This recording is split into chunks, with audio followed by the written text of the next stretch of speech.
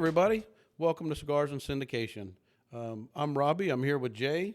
We're smoking a wonderful Avo Seasons Summer, and we're going to talk about just some commercial real estate current events today. Hey, welcome to Cigars and Syndications. I'm Junaid Noor, and we are, I smoked the spring version of this cigar. So they have four, it's called Seasons, and they put one out every change of every season. So I've smoked the spring. This is the summer. Fall should be coming out shortly. I think we did a podcast. We did do a podcast on the spring. On the spring, we did. A little bit more floral, a little bit lighter. This is a little bit heavier. I feel like it's a lot more earthier and a little bit of spice. What are you getting? Yeah, no, I'm getting a nice flavor. Maybe just a hint of sweet with all that spice. Really smooth, really good draw. So far, super impressed with this Avo. And Avo is a brand of Davidoff, so they usually do a good job. You can't really go wrong with an Avo. Well, today I think we're going to kind of bounce it around a little bit and talk about just some current events and what's going on in the markets today, in the real estate market today, and maybe just some different topics that keep popping up over and over again. And I know one of the things that Jay wanted to talk about was the Berkshire Hathaway. Yeah, so Berkshire Hathaway put a large investment into home builders, and one of the home builders that they put their investment into is D.R. Horton, which now makes Berkshire Hathaway one of the top 10 shareholders for D.R. Horton. I find that very interesting because Warren Buffett is known to really analyze, really research his companies out, and with mortgages at 7%, I wonder why he thinks home builders are going to be doing well. Yeah, they've got, everything seems to, on the horizon, seems like it's going to slow down. And I think that they all know something we don't. And I think we've touched on it a few times. I think these national builders are going to jump into the BTR concept.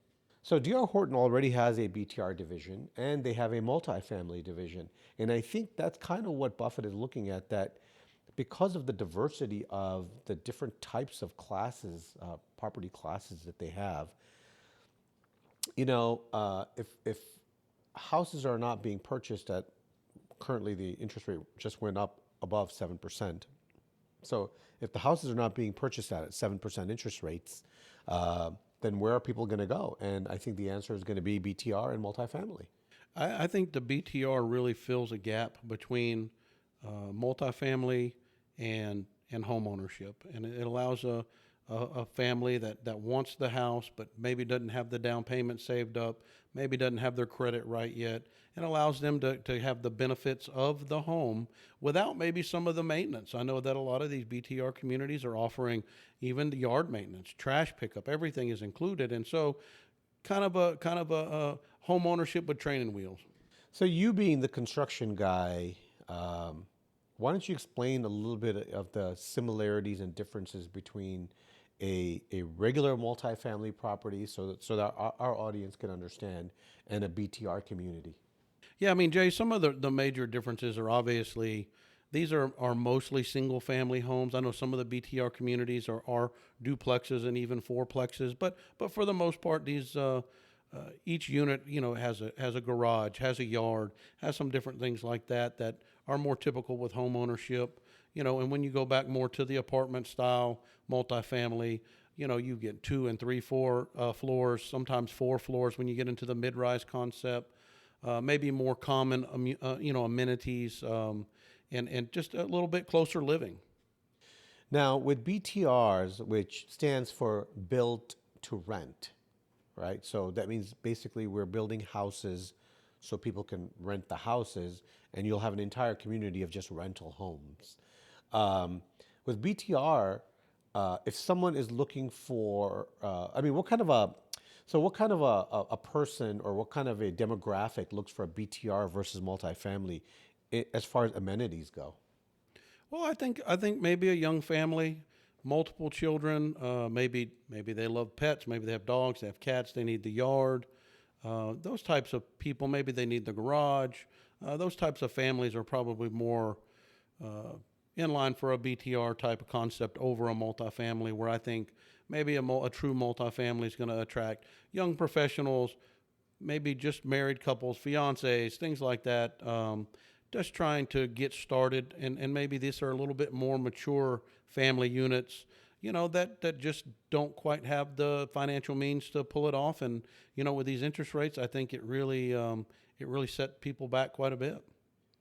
So, an interesting concept that we are actually working on is the ability for a BTR community for a person to go in and rent a house with the option to purchase it.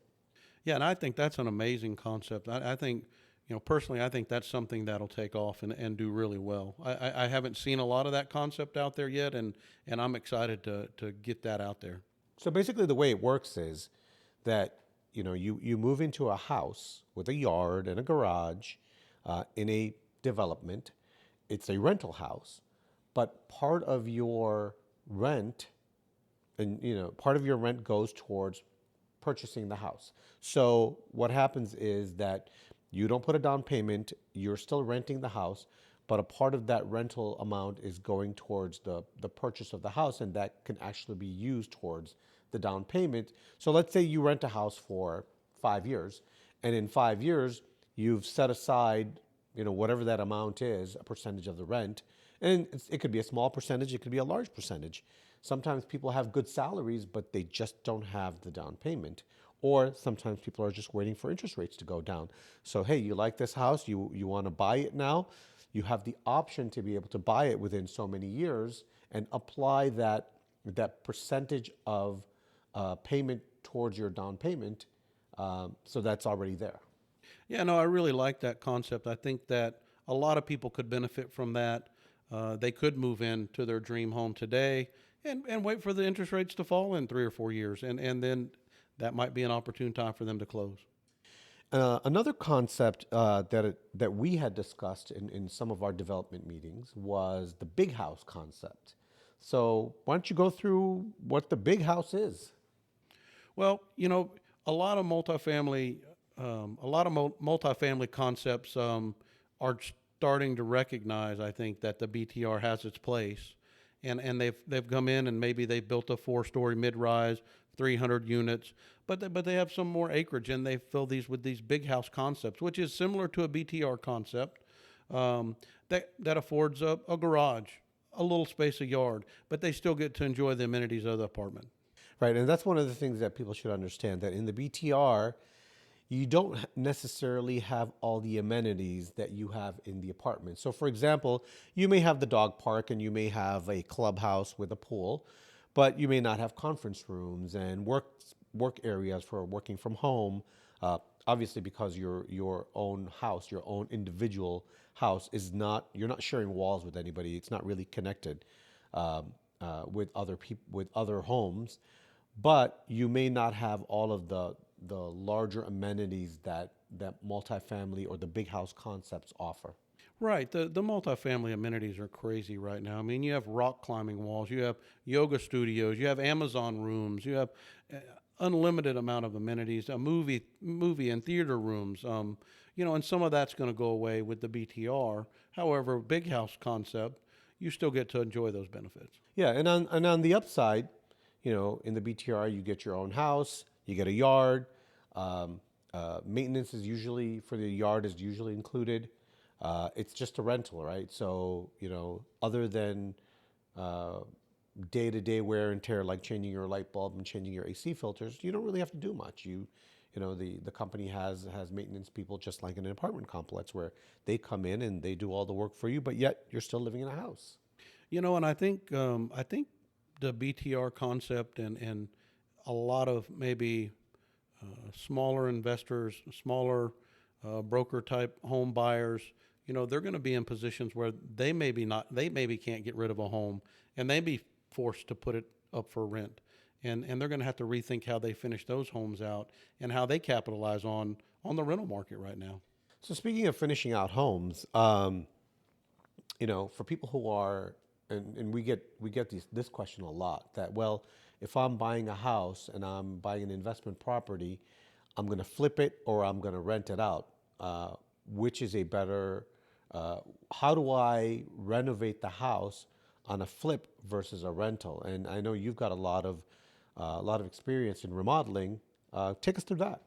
Yeah, I mean, if you're buying a house to flip it, obviously you've done your due diligence and your homework, and you understand the finishes that you might need, the granite, the types of flooring, and things that might be even a little pricey, but you've recognized that where your sell price is and what's going to sell that house quickly.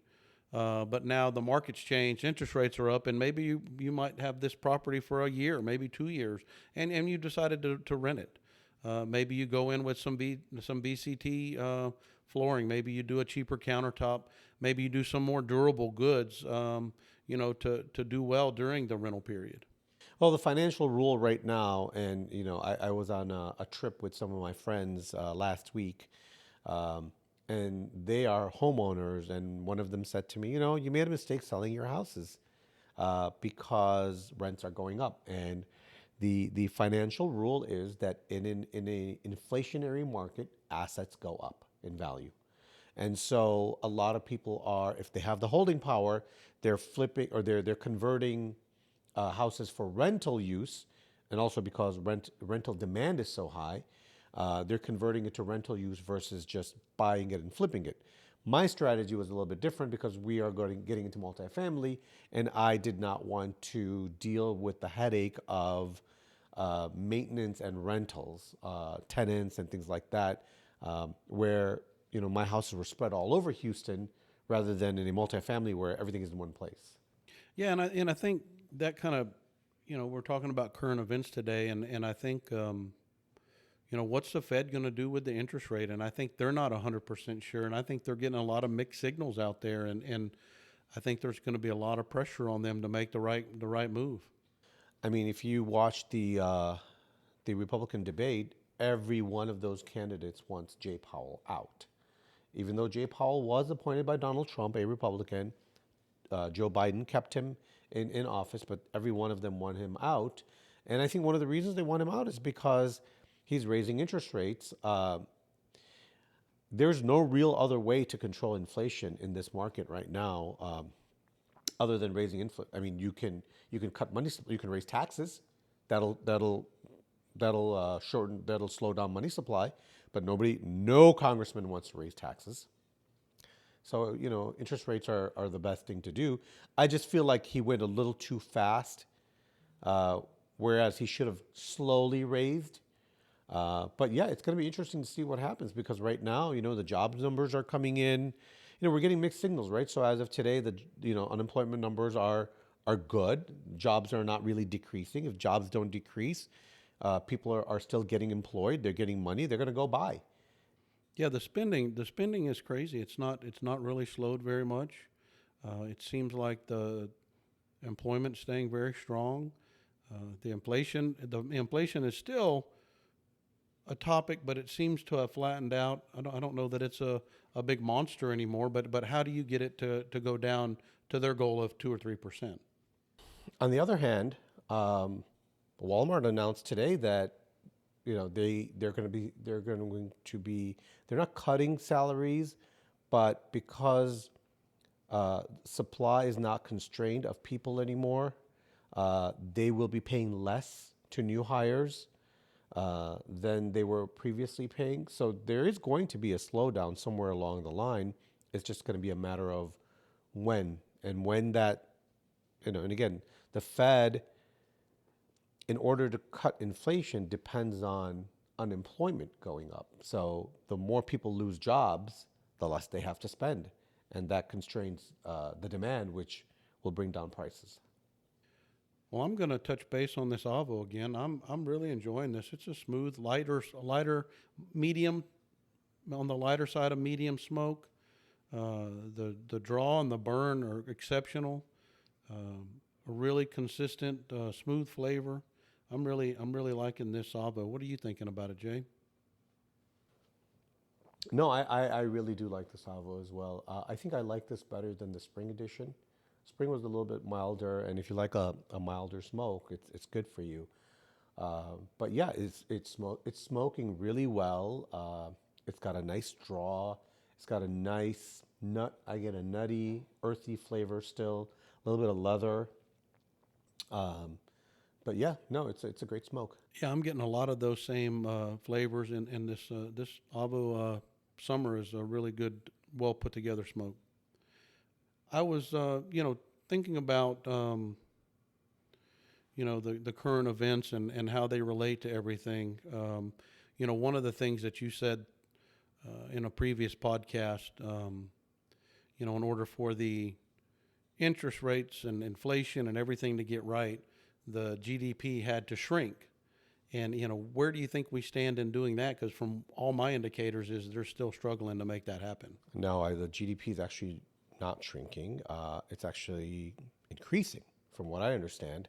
And I'll have to check the latest numbers, but output is going up. Companies, I mean, just go look at companies' earnings, right? They keep forecasting that they're not going to be doing well in the next quarter because everybody's expecting a recession. But they actually are. They still, their actual earnings when they report them are actually doing fine.